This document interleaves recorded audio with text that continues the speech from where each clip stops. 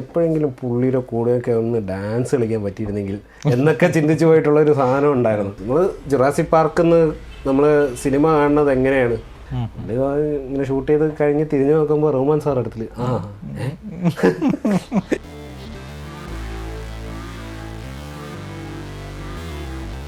Shooting ടൈമിൽ എന്തെങ്കിലും constraints ഉണ്ടായിരുന്നു? അതായത് ബഡ്ജറ്റ് ലാബിൻ്റെ ആണല്ലോ, കാരണം അവരും പുതിയതായിട്ടുള്ള ആൾക്കാരെ ഹെൽപ്പ് ചെയ്യായിട്ടുള്ള രീതിയിലാണല്ലോ ചെയ്യുന്നത്. അപ്പോൾ എന്തെങ്കിലും ഒരു ലിമിറ്റേഷൻസ് ഇങ്ങനെ പറഞ്ഞിട്ടുണ്ടായിരുന്നു അവർ? ബഡ്ജറ്റ് ലിമിറ്റേഷൻസ് ഉണ്ടായിരുന്നു. ഇത്ര കുട്ടികൾക്ക് നമുക്ക് ഇത്ര ദിവസമേ അവൈലബിളി കൊടുക്കാൻ പറ്റുള്ളൂ, ഇത്ര ദിവസം പറ്റില്ല, നമുക്ക് അജുവാടിൻ്റെ ഡേറ്റ് ഇത്ര ദിവസമേ ഉള്ളൂ, എല്ലാവരുടെയും ഡേറ്റ് ഇത്ര ദിവസമേ ഉള്ളൂ. അപ്പോൾ ഇവരെല്ലാം ഇങ്ങനത്തെ ഒരു കൺസ്ട്രെയിൻസ് എല്ലാ സിനിമയിലും വരണത് തന്നെയാണ്. ഇതിൽ കുട്ടികളുടെ ആയതുകൊണ്ട് മാത്രം നമുക്ക് കുറച്ചും കൂടെ പ്രശ്നമുണ്ട്. കാരണം ഒരു കുട്ടിക്ക് എന്തെങ്കിലും സംഭവിച്ചു കഴിഞ്ഞ് കഴിഞ്ഞാൽ നമുക്ക് വേറെ ഒന്നും ചെയ്യാൻ പറ്റില്ല. അതെ. അപ്പോൾ അങ്ങനെയാണ് ഇത് നമ്മൾ ട്രീറ്റ് ചെയ്തത്. അങ്ങനെ ഒരു ക്രൂഷ്യൽ പരിപാടി ഉണ്ടായിരുന്നു. ഇന്ന ദിവസം കൊണ്ട് തീർക്കണം, ഇന്നത്ര സീൻസ് തീർക്കണം എന്നെല്ലാം ഉള്ള സംഭവമാണ്. പക്ഷേ ഇതിൽ നമുക്ക് പ്രശ്നമെന്ന് വെച്ച് കഴിഞ്ഞാൽ ഈ പറയുന്ന മഴ വന്നു കഴിഞ്ഞാലും ഇതൊക്കെ ഭയങ്കരമായിട്ട് അഫക്റ്റ് ചെയ്യുന്നു. നമുക്ക് മൊത്തത്തിൽ ആംബിയൻസ് കട്ട് ചെയ്തിട്ട് ലൈറ്റപ്പ് ചെയ്യുന്ന പരിപാടിയല്ലായിരുന്നു. അതായത് ഓപ്പൺ ആംബിയൻസിൽ തന്നെ ലൈറ്റപ്പ് ചെയ്യുന്ന പരിപാടിയായിരുന്നു. അപ്പം ഈ ആംബിയൻസ് പെട്ടെന്ന് അങ്ങ് ഡൗൺ ആയി കഴിഞ്ഞ് കഴിഞ്ഞാൽ നമ്മൾ വെച്ച ലൈറ്റുകളെല്ലാം വീണ്ടും പെട്ടെന്ന് അത് അറിയാൻ പറ്റും. അപ്പോൾ അങ്ങനത്തെ കുറേ സിറ്റുവേഷൻസ് ഒക്കെ ഉണ്ട്. പക്ഷെ അത് നമുക്ക് ഒന്നും ചെയ്യാൻ പറ്റില്ല, നമുക്ക് അങ്ങനെ ഷൂട്ട് ചെയ്യാനേ പറ്റുള്ളൂ. പ്രൊഡ്യൂസർ നമ്മളിപ്പം സിനിമ കഴിഞ്ഞത് നമ്മൾ തിയേറ്ററിൽ പോയി കഴിഞ്ഞായിരുന്നു പ്രൊഡ്യൂസർ പറഞ്ഞൊരു സംഭവം എന്ന് വെച്ച് കഴിഞ്ഞാൽ നമ്മളൊരു വലിയ റിസ്ക്കാണ് എടുത്തത്, റിസ്കിൽ ചിലപ്പോൾ ഫെയിലായി പോയി എന്ന് വിചാരിക്കാം. പക്ഷെ നമ്മളൊരു കൊള്ളില്ലാത്ത സിനിമയല്ല നമ്മൾ എടുത്തത് എന്നുള്ളൊരു ഫീൽ അവർക്കുണ്ട്. ഇറ്റ്സ് നോട്ട് എ ക്രാപ്പ് എന്നാണ് അവർ പറയുന്നത്. ഭസ്മം ടീമിൻ്റെ റെഫറൻസ് ഒക്കെ വിറ്റായിരുന്നു. ഭസ്മം ടീം ശരിക്കുള്ള ടീമാണ്. ശരിക്കും ഉണ്ടോ? ഉണ്ടായിരുന്നു. അതെ, വിഷ്ണു നമ്മുടെ ഒരു ആ ഗ്യാങ്ങിൽ തന്നെ വിഷ്ണു എന്ന് പറഞ്ഞൊരു കൂട്ടുകാരനുണ്ട്. അപ്പോൾ അവൻ്റെ ടീമിൻ്റെ പേരുണ്ടായിരുന്നു ഭസ്മം. അടിക്കുന്നതിന് മുമ്പ് ഭസ്മമൊക്കെ അടിക്കുന്ന ആ സീനൊക്കെ ഉണ്ടായിരുന്നു അതിന്. ബേസിക്കലി ഈ സിനിമ ഒരു ഫാൻറ്റസിയാണ്, കുട്ടികളുടെ ഒരു ഫാൻറ്റസി ഉണ്ട് ഇതിനകത്ത്. അങ്ങനെയാണ് നമ്മൾ ഇതിനെ ട്രീറ്റ് ചെയ്തേക്കുന്നത്. പിരീഡ് നമുക്കൊരു ഫ്രീ ആയിട്ട് കിട്ടുമ്പോൾ നമ്മൾ ദിവാസ്വപ്നങ്ങളൊക്കെ കിട്ടും. ആരെങ്കിലും ഒക്കെ മറ്റേ അറ്റാക്ക് ചെയ്യാൻ വരുന്നു, നമ്മൾ രക്ഷപ്പെടുത്തുന്നു, അങ്ങനത്തെ ഒരു സാധനങ്ങളൊക്കെ സ്കൂൾ ബസ്. അതെ, അതിൻ്റെ അകത്ത് തന്നെ നമ്മളൊരു ഫാൻറ്റസി ക്രിയേറ്റ് ചെയ്ത് വയ്ക്കും ആ എൻവയോൺമെൻ്റ് അകത്ത്. അത് തന്നെയാണ് ഈ സിനിമയിൽ അങ്ങനത്തെ ഒരു ഫാൻറ്റസി ഉണ്ട്. ആ പാട്ടിലുണ്ട് അവൻ്റെ അച്ഛനമ്മനെയും അവനായിട്ട് കാണുന്നത് പോലെ സംഭവം. ഈ ഫാൻറ്റസി ആയിരുന്നു നമുക്ക് ഈ കൊമിക്കായിട്ടുള്ള ഒരു മേക്കിങ്ങും വരാനും. ആ ഫാൻറ്റസിയിലായിരുന്നു നമ്മൾ ഇവരെ ഈ പറയുന്ന നെഗറ്റീവ് ബാലൻസിലും ഈ പറയുന്ന ആംഗിൾസിലും ഫ്രെയിമിങ്ങിലും നമ്മൾ പ്ലേസ് ചെയ്തേക്കും. ഞാൻ ഈ അടുത്ത് കണ്ട ഒരു സിനിമയാണ്, ഞാൻ അതിൽ വർക്ക് ചെയ്തിട്ടുമുണ്ട്, പല്ലുട്ടി എന്ന് പറയും. അപ്പോൾ ആ സിനിമയിലും സെയിം കുട്ടികളുടെ ഒരു തീം തന്നെയാണ്. എനിക്ക് പെട്ടെന്ന് അതായിട്ടാണ് റിലേറ്റ് ചെയ്തത്. അനൂപേട്ടന് എന്തെങ്കിലും ഇതേപോലെ ഒരു സ്കൂൾ ടൈം ഇങ്ങനത്തെ ഒരു എക്സ്പീരിയൻസ് ഉണ്ടായിട്ടുണ്ടോ? ഇങ്ങനത്തെ ഈ പറയുന്ന ദിവാസ്വപ്നങ്ങളൊക്കെ ഒരുപാട് കണ്ടിട്ടുണ്ടായിരുന്നു. നമ്മളത് മറ്റേ ഓടിച്ചാടി അവനെ രക്ഷപ്പെടുത്തുക, ആ സാധനമൊക്കെ എപ്പോഴും ഉള്ളത്. ക്രിക്കറ്റൊക്കെ കളിക്കുമ്പോൾ മറ്റേ വെളിയിൽ നിന്നിട്ട് 6 അടിച്ച് ഞാനായിരുന്നെങ്കിൽ 6 അടിച്ച് ജയിപ്പിച്ച് ആ സാധനമൊക്കെ ഉണ്ടായിരുന്നു. എല്ലാവർക്കും ഉള്ള പോലെ തന്നെ, എല്ലാവർക്കും ഉള്ള പോലെ ആ പരിപാടിയൊക്കെ ഉണ്ടായിരുന്നു. എല്ലാവരും ഉണ്ടായിരുന്നു. സ്വന്തം ടീമിലവൻ ഔട്ടാവാൻ വെയിറ്റ് ചെയ്ത് അല്ല, ഇതിപ്പം വായിച്ചപ്പോഴും നമുക്കത് റിലേറ്റ് ചെയ്യാൻ പറ്റുന്നത് ഇങ്ങനത്തെ കുറേ, അതായത് ഇപ്പോഴാണെങ്കിലും പണ്ടാണെങ്കിലും ഈ പറയുന്ന എൻവയോൺമെൻറ്റ് മാറിയിട്ടുണ്ടെന്നേ ഉള്ളൂ. അല്ലാതെ ഈ പറയുന്ന പോലെ സെയിം കണ്ടൻ്റൊക്കെ ആയിരിക്കും. അതെ. ഇപ്പം ഞാൻ കാണുന്നത് ഒരാൾ വന്ന് നമ്മളെ ഹൈജാക്ക് ചെയ്ത് കൊണ്ടുപോകണമെങ്കിൽ ഇപ്പോൾ മനസ്സിലപ്പോൾ ഡിനോസർ വന്നിട്ട് ചവിട്ടി പൊട്ടിക്കുന്നതായിരിക്കും. അതെ, അതിൻ്റെ വ്യത്യാസം കാണുമായിരിക്കും. എക്സിബിഷൻ നടക്കണില്ലേ? അതെ, അവിടെ ഞാൻ ഒരു സാധനം കണ്ടായിരുന്നു, മറ്റേ ഡിനോസർ ഡിറ്റക്ടർ. അത് കണ്ട് ചിരിച്ചിരിച്ചേട്ടേറെ. അല്ല, ഞാൻ ആദ്യമൊക്കെ ഇവന്മാരെന്തോ കാണിക്കണ, ഞാൻ ബാക്ക് അടിച്ചത് നോക്കി, കൊള്ളാലോ. അതായത് ആ വൈബ്രേഷനാണ് പറയുന്നത്. അത് ആരുടെ ഐഡിയ ആയിരുന്നു? എനിക്ക് തോന്നുന്നു 4 പേരുടെ ആരുടെ ഐഡിയ ആണെന്ന് എനിക്കറിയില്ല, പക്ഷെ സ്ക്രിപ്റ്റിൽ ഉണ്ടായിരുന്ന സാധനം ഉണ്ടായിരുന്നു. ഓ, അതൊക്കെ പ്ലാൻഡ് ആയിരുന്നു. നമ്മൾ ജുറാസിക് പാർക്കിന്ന് നമ്മൾ സിനിമ കാണുന്നത് എങ്ങനെയാണ്, ആ ഗ്ലാസ്സിലുള്ള വെള്ളം ഈ സാധനം തന്നെയാണ് അതിൻ്റെ ഒരു. അപ്പം അവൻ കൊച്ചു പിള്ളേർ എന്താണ് ചെയ്തത്, ഇത് നമുക്ക് സയൻസ് എക്സിബിഷനിൽ ഇത് ഡിറ്റക്ടറാണ് കാണിച്ചു കൊടുത്താൽ പോലെ. നിങ്ങളുടെ കുട്ടിക്കാലം കൂടിയിലോട്ട് ഉണ്ടായിരുന്നു. ഈ പറഞ്ഞ പോലെ ആനന്ദിൻ്റെയും മുരളിയുടെയും വിനേഷിൻ്റെയും കൈലാഷിൻ്റെയും സ്കൂൾ ജീവിതത്തിൽ നടന്ന എന്തെങ്കിലും രസകരമായിട്ടുള്ള സാധനങ്ങളും അവരുടെ ഫ്രണ്ട്സിൻ്റെ സാധനങ്ങളും എല്ലാം ഇതിൻ്റെ അകത്ത് ഇൻവോൾവാണ്. അവർ പുളിമുട്ടായി വാങ്ങുന്ന സാധനങ്ങളാണെങ്കിലും അതിൽ ഇൻവോൾവ്ഡാണ്. അത് ഈ പറയുന്ന പോലെ പഴയതാണെങ്കിലും പുതിയതാണെങ്കിലും ഇതിനൊരു വലിയ മാറ്റമൊന്നും ഉണ്ടായില്ല. അതെ, മുട്ടായി മാറും എന്നുള്ളതല്ലാതെ സെയിം പരിപാടി മാറും കവറൊന്നും മാറുന്നുള്ളൂ. ബാക്കി എല്ലാ ഇമോഷൻസും സംഭവങ്ങളൊക്കെ എല്ലാം സെയിം തന്നെയാണ്. നമ്മുടെ ആനന്ദ് മന്മഥന്റെ ഒരു ക്യാരക്ടറില്ലേ, കട, എല്ലാ സ്കൂളിലും അങ്ങനത്തെ ഒരു കട ഉണ്ടാവും, ഒരു ചേട്ടൻ ഉണ്ടാവും. അത് ഒരു കട ഉണ്ടാവും എന്തായാലും. ഞാൻ പഠിക്കുന്ന സ്കൂളിലും ഉണ്ടായിരുന്നു. പിന്നെ അങ്ങനത്തെ ഒരു കട ഉണ്ടായിരുന്നു, അങ്ങനത്തെ ഒരു ചേട്ടനുണ്ടായിരുന്നു. സ്ഥിരത്ത് കുട്ടികളായിരിക്കണം, അത് എന്തായാലും ഉണ്ടാവണമല്ലോ. അങ്ങനത്തെ ഒരു കടയില്ലാത്ത ഒരു സ്കൂൾ ഇപ്പം ഭയങ്കര പാടാണ്. ചിലപ്പോൾ വലിയ സ്കൂളൊക്കെ കാണുമായിരിക്കും, വെളിയിലോട്ട് വിടാൻ പറ്റാത്ത സ്കൂളുകളൊക്കെ. നമ്മൾ പഠിക്കുന്ന സമയത്ത് ഇതൊക്കെ സ്കൂളിൽ ബൗണ്ടറീസ് ഇല്ലായിരുന്നു, ഓപ്പൺ ആയിരുന്നു, മതിലുകൾ ഇല്ല. ഞാൻ പഠിച്ചുകൊണ്ടിരുന്നപ്പോഴൊന്നും മതിലുകളൊന്നും ഇല്ലായിരുന്നു. അപ്പം നമുക്ക് ഈ പറയുന്ന പോലെ റോഡിലൊക്കെ ഇറങ്ങി നടക്കാൻ പറ്റും, പക്ഷെ നമ്മൾ പോകില്ല. ഈ ഗ്രൗണ്ടിലൊക്കെ പോയി കഴിഞ്ഞ് കഴിഞ്ഞാൽ കട്ട് ചെയ്തൊക്കെ വെളിയിൽ എപ്പോൾ വേണമെങ്കിലും പോകാൻ എന്നുള്ളൊരു സാഹചര്യമൊക്കെ ഉണ്ടായിരുന്നു. പക്ഷെ അവിടെ സാറന്മാരെ ഇരിക്കണോണ്ട് അങ്ങനെ പോകില്ല. പക്ഷേ ഈ കടയുടെ തൊട്ടടുത്താണ് കട. അപ്പം കട എപ്പോഴും ഒരു കുറ്റിയായിരുന്നു അവിടെ. അതെ. ഇതിനകത്ത് സൈജു കുറുപ്പിൻ്റെ ഒരു ഗസ്റ്റ് റോൾ ഉണ്ടല്ലോ. അപ്പോൾ പുള്ളി രസമായിട്ട് ചെയ്തിട്ടുണ്ട്. പുള്ളിയാണെങ്കിൽ മറ്റേ ഇല്ലുമിനാറ്റിയുടെ ഒരു എന്താ പറയുക, പ്രസിഡന്റ് പോലെ ബിഹേവ് ചെയ്യുന്നത്. അതെ. അപ്പം പുള്ളിയുടെ ഒരു ഏരിയ കാണിക്കുമ്പോൾ ഒരു ലൈറ്റിംഗ് രീതി ഉണ്ടായിരുന്നു, മറ്റേ ട്രയാങ്കിളൊക്കെ കൊടുത്ത് നല്ല രസമായിട്ട് ചെയ്തിട്ടുണ്ടായിരുന്നു. അതിൻ്റെ ഐഡിയ എങ്ങനെയായിരുന്നു, അതെങ്ങനെ ട്രീറ്റ് ചെയ്തത്?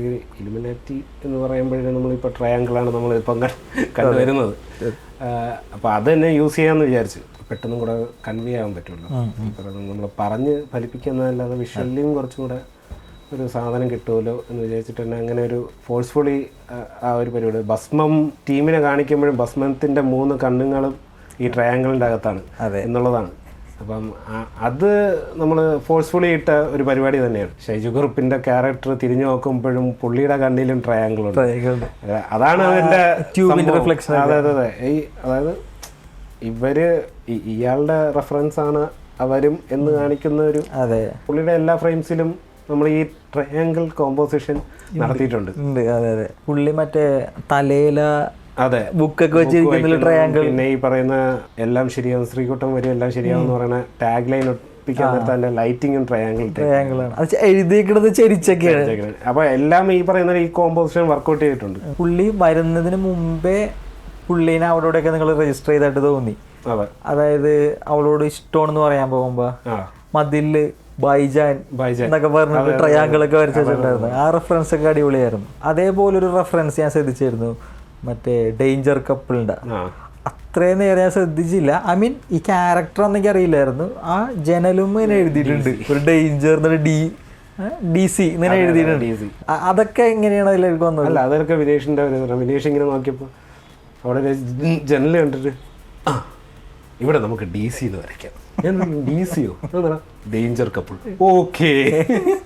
സത്യത്തില് എനിക്ക് വളരെ അടുത്ത് പരിചയമുള്ള ഒരാളുണ്ട്. പുള്ളി ആരെങ്കിലും പോയി കണ്ടു കഴിഞ്ഞാൽ അവരൊരാഴ്ച കൂടി തട്ടിപ്പോവും. എൻ്റെ അനുഭവത്തിലൊരു 3 പേര്. അതാണ് പറയാൻ പറ്റില്ല. അത് സത്യം. എനിക്കിത് കണ്ടപ്പോൾ അതാ ഓർമ്മ വന്നത്. അത് പേരാ കണ്ടപ്പോൾ പറയാറുണ്ട്. പുള്ളി കണ്ട ഏകദേശം ഒരു 3 പേര് അടുത്തെൻ്റെ ഓർമ്മയിൽ ശരിയാണെങ്കിൽ പോയിട്ടുണ്ട്. ഇതിലൊരു സംഭവം നിങ്ങൾ ഇംപ്ലാന്റ് ചെയ്തിട്ടുണ്ടെങ്കിൽ ഭയങ്കര ഇഷ്ടമായി. പൊതുവെ രാഷ്ട്രീയക്കാർ കാണിക്കുന്ന സംഭവം ആ ഇലക്ഷന്റെ ഭാഗമായിട്ട് ആ പിള്ളേരും ചെയ്യുന്നുണ്ട്. അത് ഇതിലേക്ക് മനസ്സിലാൻ വേണ്ടി ചെയ്താണോ അതോ? അല്ല, അങ്ങനെ തന്നെയാണ് ഒരു ഉള്ളത്. അതെ. എൻ്റെ ചെറിയ പൊളിറ്റിക്സ് പറയുന്നതും പൊളിറ്റിക്സിനെ എതിരെ പറയുന്നതും ചെറിയത് നല്ല രീതിയിലായിട്ട് പറയുന്നത് എല്ലാം ഇതേപോലെ ചെറിയ ഇഞ്ചക്ഷൻ വച്ചിട്ട് തന്നെയാണ് ഉണ്ട്. സ്റ്റോറി വൈസായിട്ട് നമുക്കിത് ഇങ്ങനെ ഇംപ്ലാന്റ് ചെയ്യാൻ പറ്റുന്നൊരു സംഭവം തന്നെ. അതായത് ജനങ്ങളുടെ മനസ്സിലോട്ട് കയറണമെങ്കിൽ കുറച്ച് പരിപാടികളുണ്ട്. റിലേറ്റബിൾ ആണത് ഇങ്ങനെ ആയിരിക്കണം. അതെ, ഒരുപാട് സംഭവങ്ങളുണ്ട് ഈ സിനിമയിൽ. അതല്ലാതെ ഒരു സ്കൂളിൽ നടക്കുന്നൊരു സാധനമല്ല. അതായത് സ്കൂളിൻ്റെ പൈപ്പ് പൊട്ടിക്കണ മുതൽ വേൾഡ് വൈഡ് ഇന്റർനാഷണൽ ഇല്ലുമിനാറ്റി വരെയുണ്ട്. ചെറിയ കളിയൊന്നുമല്ല. ആ പയ്യൻ്റെ ഒരു ഡയലോഗ് ഉണ്ട്, ഈ പൈപ്പിലെ കുറേ നാളെ നോക്കി. എനിക്കതൊക്കെ ഒരു ചിരിയാന്ന്. അതായത് ശരിക്കും ഉണ്ടാവും നമുക്ക് അങ്ങനെ ഒരു ദേഷ്യം. കുറെ നാളായല്ലേ ഇത്രയും വെള്ളം ഉണ്ടെങ്കിൽ എന്തിനാ ഇത് അടച്ചു വെച്ചേക്കണേ.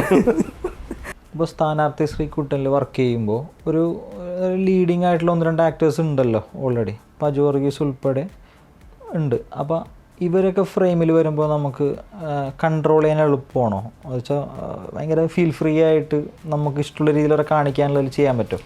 എല്ലാ ആക്ടേഴ്സും അങ്ങനെയാണെന്ന് അറിഞ്ഞൂടാ. പക്ഷേ അജുചേട്ടൻ അങ്ങനെയായിരുന്നു. അജുചേട്ടൻ ഫസ്റ്റ് നമ്മുടെ മേക്കിംഗ് സ്റ്റൈൽ അജുചേട്ടന് മനസ്സിലായില്ലായിരുന്നു. ഈ പറയുന്നത് നമ്മൾ മുറിച്ചാണ് എടുക്കുന്നത്. ഈ ഷോട്ടിന് ഇത്ര ഡയലോഗേ പറയാവൂ, മറ്റേ ഷോട്ടിന് ഇത്ര ഡയലോഗേ പറയാവൂ എന്ന് മുറിച്ചാണ് കഴിക്കുന്നത്. അപ്പം അജുചേട്ടൻ അത് ഫസ്റ്റ് കേൾക്കുമ്പോൾ കുറച്ച് പ്രശ്നം ഉണ്ടായിരുന്നു. അതായത് ഫ്ലോ അങ്ങ് പോവില്ലേ, മൊത്തത്തിൽ പറഞ്ഞു കഴിഞ്ഞാലേ ഫ്ലോ കിട്ടുള്ളൂ. പറയുന്നത് കറക്റ്റാണ്, പക്ഷെ നമ്മൾ ഈ മുറിക്കുന്നത് വേറൊരു കാര്യത്തിന് വേണ്ടിയാണ്. നമ്മൾ ബേസിക്കലി ഈ മുറിക്കുന്നതെന്ന് വെച്ച് കഴിഞ്ഞാൽ കുട്ടികളുടെ കംഫർട്ടാണ് നമ്മൾ ഫസ്റ്റ് പ്രയോറിറ്റി എടുത്ത് വെച്ചിരിക്കുന്നത്. അപ്പം അതുകൊണ്ടാണ് ഇങ്ങനെ മുറിച്ച് പോകുന്നത്. നമ്മൾ ഒരുപാട് ഇരുത്തി ഇവരെ ഷൂട്ട് ചെയ്യിപ്പിക്കാനും പറ്റില്ല.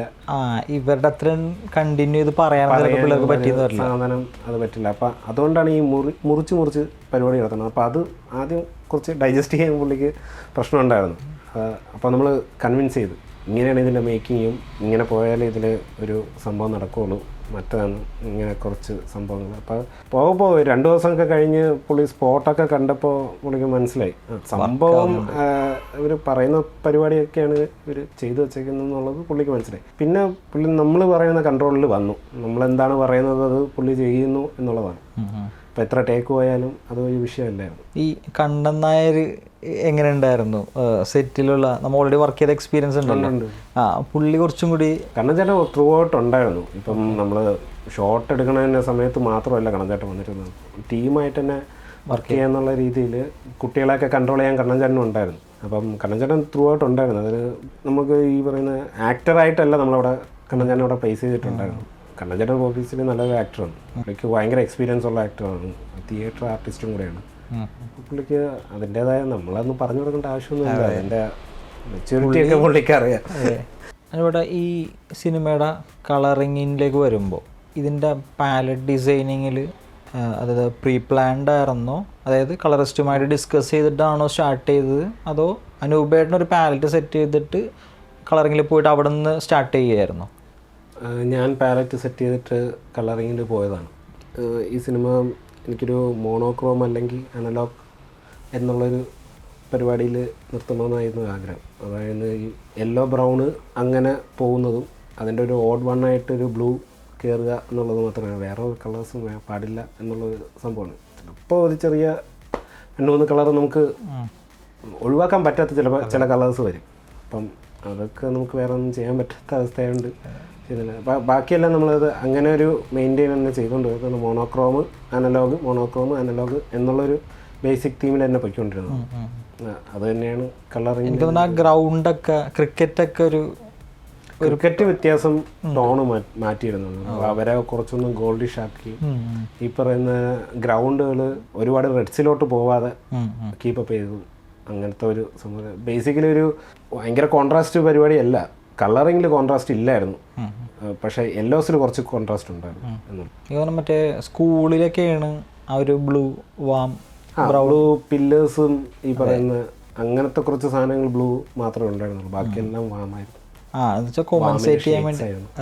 ഗ്രീനൊന്നുമില്ല, ഞാൻ ഗ്രീനൊക്കെ മാക്സിമം വാമിലോട്ട് മാറ്റിയിട്ടുണ്ടായിരുന്നു. മരങ്ങളുടെ ഇലകളൊക്കെ ഒരുപാട് ഗ്രീൻ ഉണ്ടെങ്കിൽ മാത്രമേ ഞാൻ ആ ഗ്രീന് ഷിഫ്റ്റ് ചെയ്തിട്ടുള്ളൂ. ഇവരൊരു കളിക്കുന്ന ഒരു പോർഷൻ ഉണ്ടല്ലോ, മറ്റേ അജു വർഗീസിൻ്റെ ക്യാരക്ടർ വന്നു കഴിഞ്ഞിട്ട് ഇവരൊരു ക്രിക്കറ്റ് കളിക്കുന്ന ഒരു സീനുണ്ട്. ഇവർ 4 പേര് ഇരുന്നിട്ട് എന്നാലും അങ്ങേരെന്ത് എങ്ങനെ വന്നത് എന്ന് സംസാരിക്കുന്ന ഒരു പ്ലേ ഗ്രൗണ്ട്. അപ്പം അവിടെ എന്ന് പറയുന്നത് ഒരുപാട് ഗ്രീൻസും ഉണ്ടായിരുന്ന സംഭവമാണ്. അപ്പം അതിനെനിക്ക് മോണോക്രോം ആക്കണമായിരുന്നു. അപ്പം താഴത്തത് ഗ്രീനായിട്ട് മെയിൻറ്റെയിൻ ചെയ്തിട്ട് മുകളിലത്തെ ഗ്രീൻ നമുക്ക് കുറച്ചൊന്നും കൂടെ വാമിലോട്ടാക്കി അങ്ങനെയാണ് ബാലൻസ് ചെയ്തേക്കുന്നത്. ഓക്കെ, അത് ശരിക്കും ഒരു ടെക്സസ് ഫീൽ ഉണ്ടായിരുന്നു. താഴെ അതെ പുല്ലും ഒക്കെ കാണുമ്പോൾ ഒരു സ്ഥലം നമുക്കത് ആപ്റ്റായിട്ട് കിട്ടിയെന്നുള്ളത് സമയത്ത് അന്ന് വൈകുന്നേരം കിട്ടിയ സംഭവം.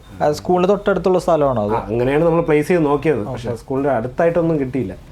പിന്നെ നമ്മൾ ജസ്റ്റ് ഒന്ന് റൗണ്ട് അടിച്ച് നോക്കിയപ്പോൾ ഗ്രൗണ്ട് ഉണ്ട്, അവിടെ കുറച്ച് പിള്ളേരും കളിക്കുന്നുണ്ട് എന്നുള്ളതാണ്.